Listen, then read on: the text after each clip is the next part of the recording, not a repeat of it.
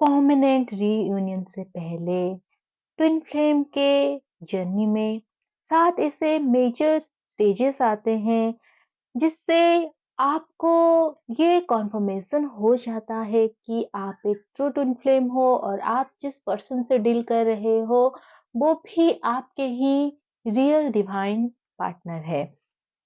तो आज की इस वीडियो में हम लोग समझेंगे ट्विन फ्लेम जर्नी को और साथ में कि ट्विन फ्लेम जर्नी में ये जो 7 मेजर स्टेजेस आते हैं परमानेंट रीयूनियन से पहले, ये किस टाइप के होते हैं। तो पहली बात तो ये है, ट्विन फ्लेम जर्नी सोल की असेंशन की जर्नी है। ट्विन फ्लेम जिस लव को एक्सपीरियंस करते हैं वो डिवाइन लव है जो सोल लेवल पर फील होता है। इसलिए 3D परसेप्शन से इस कनेक्शन को समझना इम्पॉसिबल है। You cannot explain what you have been feeling in this journey. It's a roller coaster ride. ये जर्नी रेयर है, इसलिए हर कोई इस जर्नी में नहीं होता है। तो आज हम इसे 7 मेजर स्टेजेस डिस्कस करेंगे जिससे आप खुद क्लियर हो जाओगे कि आप इस जर्नी में हो या नहीं, या फिर जिस पर्सन से आप डील कर रहे हो वो आपके ट्रू ट्विन फ्लेम है या नहीं। ये वीडियो इम्पोर्टेंट इसीलिए है क्योंकि बहुत सारे लोगों को इस जर्नी में इल्यूजन होता है। बहुत ऐसे लोग हैं जो कार्मिक कनेक्शन को ट्विन फ्लेम कनेक्शन मान लेते हैं और ऐसे में क्या होता है, बहुत लॉन्ग टाइम तक आप एक कार्मिक कनेक्शन में स्टक हो जाते हो। और जो एक ट्रू डिवाइन ट्विन है, जो डिवाइन सोल है, वो कहीं न कहीं अपनी जर्नी में स्टक होकर बहुत लॉन्ग टाइम तक वो अपनी टाइम वेस्ट करती है। तो इसलिए क्लैरिफ़िकेशन बहुत ज़रूरी है। तो सबसे पहले तो ये आपको समझना होगा कि इस जर्नी में जब तक आप हील नहीं होते हो, आप अपर चक्रा से डील नहीं करते हो, बहुत सारे इल्यूज़न होते हैं। और कई बार जब आप हीलिंग भी कर रहे होते हो, आपके सामने ऐसी सिचुएशन आता है जहाँ पर आप अपने डीएम के साथ होते हो, लेकिन फिर भी आपको ऐसे सिचुएशन क्रिएट कर दिया जाता है आपके सामने, आपको लगता है कि कोई और पर्सन आपका ट्विन है। तो ऐसे में ओनली आपकी जो हीलिंग है वही आपको राइट वे में गाइड करता है। और इस अ, वीडियो के माध्यम से मैं आप लोगों को जो मेजर 7 स्टेजेस जिसको मैंने एक्सपीरियंस किया है अपनी जर्नी में, जो मुझे एक्सपीरियंस हुआ है, आप लोगों से शेयर करना चाहती हूँ। अगर आप इन स्टेजेस को क्रॉस कर चुके हो, देन आप इससे ज़रूर रेज़ोनेट करोगे। और अगर आप अभी जर्नी के जस्ट स्टार्टिंग में हो, आपने अभी बिगिनिंग किया है हीलिंग करना, या फिर आप मिड वे में आ चुके हो, तब भी ये जो स्टेजेस है ये ज़रूर आपसे रेज़ोनेट करेगा, क्योंकि जर्नी चाहे सरफेस लेवल पर कैसा भी दिखे, इसका कोर सेम है। तो सबसे पहले तो जो फर्स्ट स्टेज है वो है स्पिरिचुअल अवेकनिंग का। जो आपके ट्रू ट्विन होता है वो आपके लाइफ में आते ही आपकी स्पिरिचुअल अवेकनिंग ट्रिगर हो जाती है। बहुत बार कार्मिक भी अवेकनिंग को ट्रिगर करते हैं, बट उस केस में आप रिलीजियस जरूर बन जाते हो, बट स्पिरिचुअली वो आपको हाई में जाने नहीं देते हैं। सबसे पहले यहाँ पर हम समझेंगे रिलीजियस एंड स्पिरिचुअल होने में डिफरेंस क्या है। तो रिलीजियस होना एक कंडीशन बेस्ड प्रैक्टिसेस होते हैं जिसमें आप रिजल्ट सेंट्रिक होते हो, यानी कि आप स्पिरिचुअल और रिलीजियस में फ़र्क को तभी समझ पाओगे जब आप इसके बारे में अच्छे से एनालाइज़ करोगे और आप इस स्टेज से होकर आओगे। तो जब आप रिलीजियस होते हो, आपकी पूरी फ़ोकस वो पर्सन, आप और गॉड होते हैं। यहाँ पर एंड रिज़ल्ट आपको क्या चाहिए कि बस गॉड आपको आपके वो पर्सन दे दे जिससे आपकी हर खुशी जुड़ी होती है। तो यहाँ पर आपके अंदर एक डिज़ायर होती है। देन वहीं पर आता है स्पिरिचुअल होना। इसमें क्या होता है? इसमें होता है unconditional love and unity consciousness. तो जब आप स्पिरिचुअल होते हो, आपकी फोकस गॉड, आप, वो पर्सन, देन होल यूनिवर्स होता है। यहाँ पर आप इनर वर्क करते हो। जैसे जैसे आपकी कॉन्शियसनेस हाई होती है, आप हायर परसेप्शंस के साथ आगे बढ़ते हो। जब आप डिजायर्स पहले ट्विन को पाने की था, अब आप फुल्ली अवेकन होके ट्विन को अवेकन करवा के mother earth and whole universe को सर्व करने की इच्छा रखते हो। तो यहाँ पर आप एक यूनिटी कॉन्शियसनेस में आ जाते हो। आपके अंदर जो सेपरेशन केओसनेस होता है वो खत्म हो जाती है। एंड ये कॉन्शियसनेस आपको फुल्ली ट्रांसफॉर्म कर देता है। तो आपकी अवेकनिंग चाहे किसी के द्वारा किया गया हो, बट आप स्पिरिचुअली असेंड तब होते हो जब आप अपने रियल ट्विन से जुड़ते हो। क्योंकि आप जब अपने रियल ट्विन से जुड़ते हो, चाहे वो वर्चुअली हो या फिर फिजिकली, आप दोनों में स्पॉन्टेनियस कुंडलिनी राइज हो जाती है। आप एक स्पॉन्टेनियस कुंडलिनी एक्सपीरियंस करते हो जो राइज हो जाता है सडनली। तो फर्स्ट पॉइंट स्पिरिचुअल अवेकनिंग, जब पहली बार आप अपने डीन से मिलते हो, आप दोनों के बीच में जो भी कॉन्वर्सेशन होता है, उसके बाद आपकी स्पिरिचुअल अवेकनिंग ट्रिगर होता है। देन सेकेंड स्टेज जो आता है वो आता है बबल फेज। एंड और एक चीज याद रखना, जब आप स्पिरिचुअल अवेकनिंग पहली बार एक्सपीरियंस करते हो तब आपको वो पता नहीं होता है, क्योंकि यहाँ पर सारी चीज़ें एनर्जी लेवल पर होता है, सोल लेवल पर होता है। क्योंकि जब फर्स्ट स्टेज में आप डीएम से मिलते हो, जितनी भी आपकी अटैचमेंट होती है वो सब कंप्लीटली खत्म हो जाता है। आप ओनली अपने डीएम की ओर ही फोकस हो पाते हो। देन सेकंड स्टेज आपका आता है बबल फेज, जिसको हम हनीमून फेज भी बोलते हैं। तो रिगार्डलेस योर फिजिकल स्टेटस, आप चाहे ऑनलाइन मिले हो या रियल लाइफ में फेस टू फेस, चाहे चैट में हो या कॉल पे बात करके, एक इंस्टेंट लव कनेक्शन आप दोनों फील करते हो। एंड ये म्यूचुअल होता है और आप दोनों में एक बबल लव फेस रहता है। वो चाहे कुछ आवर की हो या कुछ दिन के या महीने के। तो ये जो फेज होता है ये एक्चुअल में एक टोकन ऑफ डिवाइन लव होता है, जो डिवाइन आप दोनों को एक्सपीरियंस करवाते हैं, ताकि आप ट्रू लव क्या है, अनकंडीशनल लव क्या है उसको समझ सको। क्योंकि ऐसा लव, ऐसी अट्रैक्शन आप दोनों में से कभी किसी ने भी पास्ट में महसूस नहीं किया होता है, इसलिए ये आपको बहुत यूनिक लगता है एंड ये आपको कंप्लीट कर देता है। Number three, separation. जैसे ही बबल लव फेज खत्म होता है, एक पीरियड ऑफ टाइम के लिए डीएम आपसे सेपरेट हो जाते हैं। यहीं पर आपको पहले सोल शॉक मिलता है, जहां पर फिर इस लव को फील करने और पाने को आप तड़प जाते हो और आप इस समय कुछ भी करने के तैयार हो जाते हो। यहीं पर आप गॉड से अलाइन होते हो after a long period of time.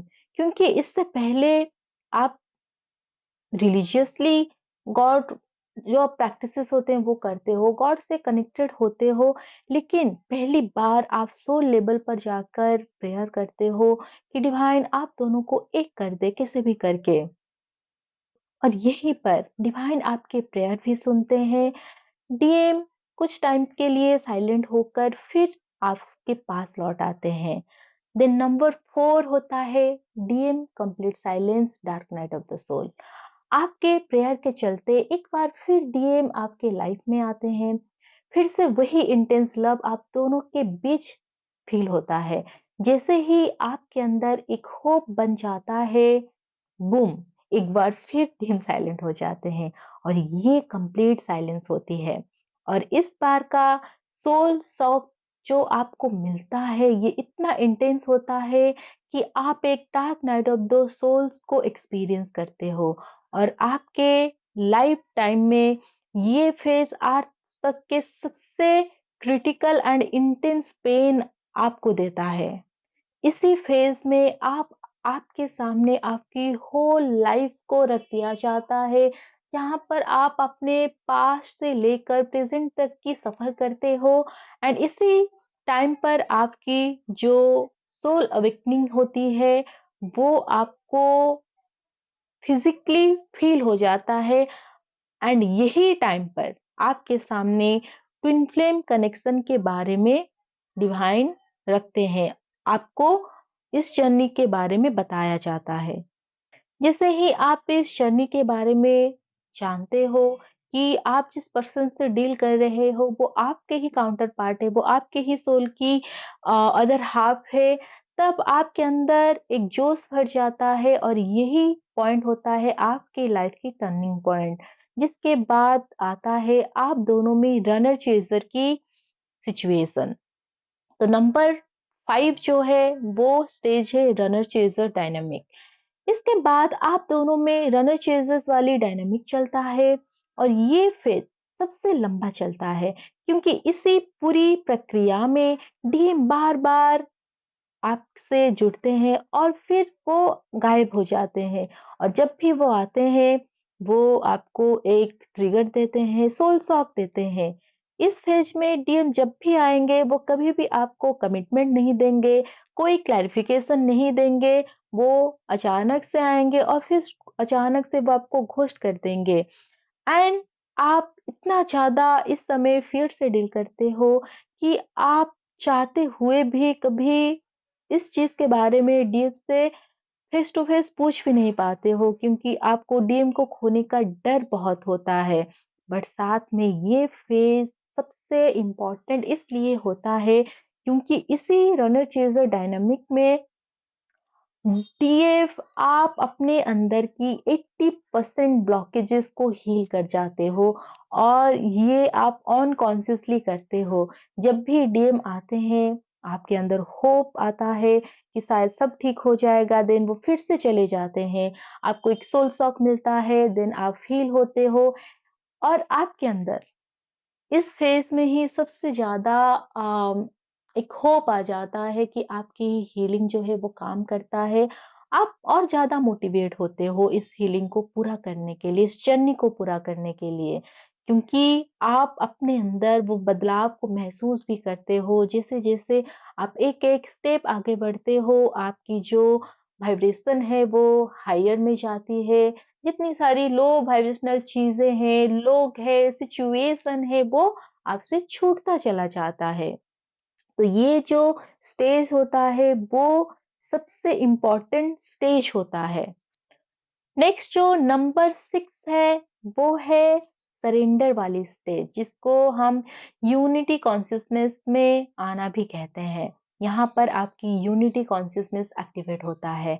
तो स्पिरिचुअल अवेकनिंग के बाद भी बहुत लॉन्ग टाइम तक आप जो डीएफ होती है वो डिजायर में हो रहती है, इसलिए वो डीएम को बाहर ढूंढती रहती है। देन रनर चेजर्स वाली सिचुएशन में डीएफ अपनी 80% हीलिंग कंप्लीट करती है और इस फेज में ज्यादातर हीलिंग वो अनकॉन्शियस होकर करती है। जैसे जैसे टाइम बढ़ता है, अगर आप एक रियल डिवाइन सोल हो, आपके अंदर डिवाइन विजडम भी बढ़ने लगता है।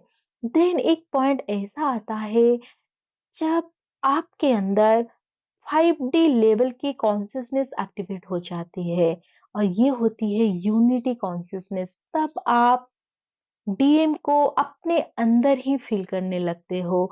तब आप 3D के डीएम को चेस करना बंद कर देते हो एंड फुल्ली डिवाइन को सरेंडर हो जाते हो। आप डिवाइन टाइमिंग को बिलीव करना स्टार्ट कर देते हो। यहीं पर आपके अंदर जितनी भी डिजायर होती है डीम को लेकर वो सब कुछ खत्म हो जाता है। 3D के डीएम से पूरी तरह हटकर आप 5D लेवल पर डीएम के साथ कनेक्ट होना शुरू हो जाते हो, क्योंकि एनर्जेटिकली आप अपने अंदर की डीएम एनर्जी से अलाइनमेंट में आ जाते हो। और जैसे ही आप डिवाइन को फुल्ली सरेंडर कर लेते हो, फिर आपके अंदर कोई डाउट, कोई इल्यूज़न नहीं रहता है। आपके सारे चक्रास बैलेंस हो जाते हैं, कुंडलिनी भी राइज़ हो जाती है। अब आप खुद डिवाइन के एक इंस्ट्रूमेंट बन जाते हो। और इस सरेंडर के बाद जो आखिरी स्टेज आता है आपके परमानेंट रियूनियन से पहले, वो होती है डिवाइन से सोल मर्जिंग। और यही स्टेज वो है जब डिवाइन आपको आपकी सोल पर्पस भी रिवील करते हैं। तो सरेंडर से पहले डीएफ जो होती है एनर्जेटिकली पूरी तरह बैलेंस नहीं होती है। इमोशनली कभी वो हाईज एंड लोज को बार बार फील करती है, बट जैसे ही वो हीलिंग पे ध्यान देकर 3D से 4D, देन उसके बाद 5D लेवल पर वो पहुंचती है, उसकी कॉन्शियसनेस रेज होती है, तब क्या होता है, तब वो फुल्ली डिवाइन को सरेंडर हो जाती है। एंड इसी स्टेज पर जैसे जैसे वो जर्नी में आगे बढ़ती है, डिवाइन उसके सामने एक एक ब्लॉकेजेस सरफेस में दिखाते हैं उनको, और डीएफ उसको बहुत ही रिलीजियसली हील करती जाती है।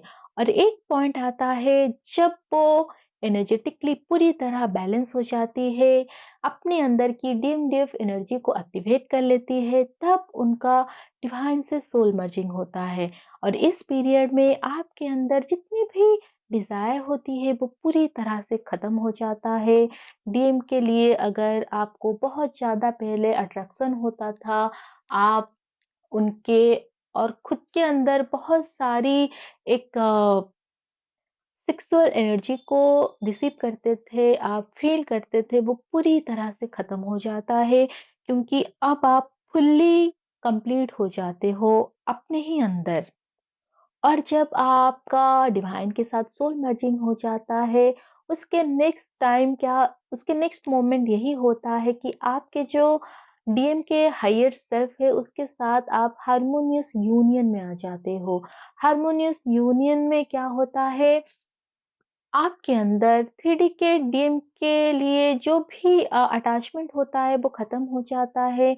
अब आपको डीएम से बात करने की ज़रूरत नहीं होती है, आपकी टेलीपैथी और भी स्ट्रॉन्ग हो जाती है। डीएम के साथ क्या हो रहा है, क्या नहीं, बिना उनके बारे में 3D में जाने आप फ़ील कर लेते हो, महसूस कर लेते हो। इसलिए यही फेज होता है जब आपको आपकी सोल पर्पस रिवील किया जाता है। अब जब आप एनर्जेटिकली बैलेंस हो चुके हो, आप पूरी तरह से अपने सोल के साथ अलाइनमेंट में हो, आप डिवाइन से कनेक्टेड हो, यही फेज में डिवाइन आपको आपकी सोल पर्पस देते हैं। और एक बार जब आपको सोल पर्पस रिवील हो जाता है, फिर आप पीछे मुड़ के नहीं देखते हो। आपको इसके बाद जितने भी चैलेंजेस मिलता है, आप उसको बहुत ही बैलेंस के साथ फेस करते हो, और आपका पूरा फोकस डीएम से हटकर आपकी सोल पर्पस के ऊपर रहता है। और इसी फेज में आपका बार-बार टेस्ट भी लिया जाता है, आपके चॉइसेस के ऊपर, आपकी बिलीफ सिस्टम के ऊपर, आपको कभी-कभी इल्यूजन में डालने की कोशिश भी किया जाता है, लेकिन आप फुल्ली डिटरमाइंड होते हो। और इसके बाद जो फेज आता है वो आता है आपकी 3D में डीएम के साथ परमानेंट रियूनियन का। और ये जो परमानेंट रियूनियन होता है वो आपको एज ए रिवॉर्ड डिवाइन के ओर से मिलता है, क्योंकि आपने जो इनर वर्क किया होता है, आप जिस तरह से अपनी पर्पस को लेकर पैशनेटेड होते हो, फुल्ली आप अपने पर्पस को लेकर डेडिकेटेड होते हो, उसी से डिवाइन खुश होकर आपको अपने डीएम से, अपने ही काउंटर पार्ट से 3D में यूनाइटेड करते हैं। तो ये सारे जो स्टेजेस मैंने इस वीडियो में डिस्कस किया है, ये हर ट्विन फ्लेम के लाइफ में आता ही है। और भी बहुत सारे स्टेजेस हम इसके अंदर से निकाल सकते हैं, बट ये कुछ मेजर स्टेजेस जो मुझे डाउनलोड हुआ, एंड मैं कल रात में ही इस चीज़ों को नोट डाउन की थी। एंड कहीं न कहीं ये वो मेन पॉइंट्स है जिसके ऊपर आपको फ़ोकस करना है। अगर आपने ये सारे स्टेजेस को पार करके आ चुके हो, और अभी आप सोल पर्पस सर्व कर रहे हो। 3D में चाहे डीएम के साथ आपकी कुछ भी अभी सिचुएशन हो, वो साइलेंट हो, बात कर रहे हैं, ऑन एंड ऑफ है, उससे आप बिल्कुल भी अफेक्ट नहीं हो रहे हो। आपका पूरा फोकस डिवाइन है, आपकी सोल पर्पस है। और 3D के डीएम्स के लिए इसीलिए आप अफेक्ट नहीं हो रहे हो क्योंकि 5D लेवल पर आप यूनाइटेड हो। मेन चीज जो आपको समझना है, आपके जो ट्रू डिवाइन सोल है, जो आपके ट्रू ट्विन फ्लेम है, वो कभी भी आपको अटैचमेंट में रहने नहीं देते हैं। वो जितना भी हार्ड स्टेप लेते हैं 3D में, चाहे वो आपसे दूर हो जाना, आपको ब्लॉक कर देना, या फिर थर्ड पार्टी में चले जाना, तो इसके पीछे जो रीज़न होते हैं वो हमेशा डिवाइनल होते हैं, ताकि आपके अंदर जितने भी अटैचमेंट इश्यूज़ है, आपके अंदर जितने भी लव को लेकर कंडीशन है, वो सारे आप रिलीज़ कर सको, आप अटैचमेंट से निकल कर सोल को फुल्ली असेंड कर पाओ। डीएम आपको इन सारी चीज़ों में हेल्प करते हैं। और अगर आप सच में एक ट्रू डिवाइन सोल हो, कुछ मोमेंट के लिए आपके मन में डीएम के लिए गुस्सा आ सकता है, आपके अंदर एक ऐसी एनर्जी आ सकती है जहां पर कि आप कंप्लेनिंग हो जाओ, बट नेक्स्ट मोमेंट आपको इसके पीछे जो रीजन है वो समझ में आता है। आप तुरंत ही अपने ही डीएम को माफ कर लेते हो, जैसे आप कोई गलती करते हो, आप जैसे अपने आप को माफ कर लेते हो, आप उसको जस्टिफाई कर लेते हो। आप हमेशा अपने डीएम कि जो भी एक्शन होते हैं आप उसको भी जस्टिफाई कर लेते हो। आपके अंदर कोई ग्रजेस नहीं रहता है। आप हर बार उनके लिए एक अनकंडीशनल लव को महसूस करते हो। अगर वो पर्सन के अंदर भी आपकी हीलिंग के चलते बदलाव आ रहा है, वो भी अपनी कार्मिक अकाउंट को क्लियर करके निकल रहे हैं, देन समझ लो वही आपके ट्रू ट्विन है। पर अगर ये पर्सन बहुत ज़्यादा नार्सिसिस्ट है, वो बार-बार आपको डाउन करते हैं, आपको लो में छोड़ के चले जाते हैं, और उस टाइम पर आप को बहुत मुश्किल होता है उस पेन को डील करना, उससे निकलना, देन आपके अंदर भी ग्रजेस रहता है, तो कहीं न कहीं ये एक वार्निंग है, क्योंकि डीएम के लिए कभी भी जो ट्रू डीएफ होती है, वो अपने काउंटर पार्ट के लिए ग्रजेस होल्ड नहीं कर पाती है लॉन्ग टाइम तक, वो उनको माफ़ कर लेती है, उनको एक्सेप्ट कर लेती है। तो इसलिए आपको बहुत ही क्लोज़ली इस जर्नी को समझना पड़ेगा। आपको सामने वाला जो पर्सन है, उसको भी बहुत ही क्लोज़ली आपको जानना होगा कि वो एक्चुअल में आपके ट्रू काउंटर पार्ट है या नहीं। ये जानना बहुत ज़रूरी है। अगर आपके अंदर इसी तरह की कोई भी कन्फ्यूज़न है, क्वेश्चन है, तो आई होप ये वीडियो आपको क्लैरिटी दे। Radhe Radhe. God bless you all my soul family.